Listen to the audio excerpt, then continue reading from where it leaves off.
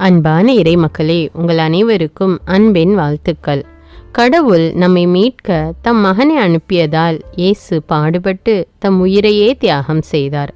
கடவுள் நம்மிடம் பொன்னையோ பொருளையோ கேட்பதில்லை. அவர் நம்மிடம் எதிர்பார்ப்பது தூய மனம்தான்.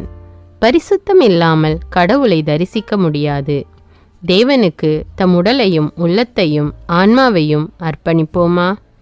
அர்ப்பணத்தின் அடையாளமாக கடவுளுக்கு நன்றி கூறுவோம். தயவு செய்து தினமும் நன்றி கூறுங்கள். மற்றவர்களையும் நன்றி கூற ஊக்கப்படுத்துங்கள். முடிந்தால் இதை மற்றவர்களுக்கும் சொல்லுங்கள். உயிர்காக்கும் தேவனுக்கு அனுதினம் நன்றி மாலை. தூயவரே நன்றி அப்பா. விண்ணக தந்தையே நன்றி அப்பா. மீட்பரே நன்றி அப்பா. தூய ஆவியே நன்றி அப்பா. இருக்கின்றவராக இருக்கின்றவரே நன்றி அப்பா. ஆராதனைக்குரியவரே நன்றி அப்பா. எங்கும் நிறைந்தவரே நன்றி அப்பா.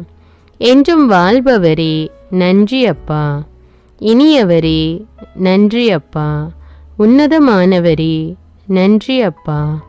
ஒளிமயமானவரே நன்றி அப்பா. உயிரினும் மேலானவரே நன்றி அப்பா. எம் உயிரோடும் உடலோடும் கலந்தவரே நன்றி அப்பா. வாழ்வாகவும் வழியாகவும் இருப்பவரே நன்றி அப்பா. ஆத்தும நேசரே நன்றி அப்பா. அபிஷேகம் செய்பவரே நன்றி அப்பா. ஆன்மதாகம் தீர்ப்பவரே நன்றி அப்பா. ஆசீர்வதிப்பவரே நன்றி அப்பா. அருட்பெருஞ்சோதியே நன்றி அப்பா. கண்ணீரை துடைப்பவரே நன்றி அப்பா. அரவணைப்பவரே நன்றி அப்பா. அற்புதரே நன்றி அப்பா.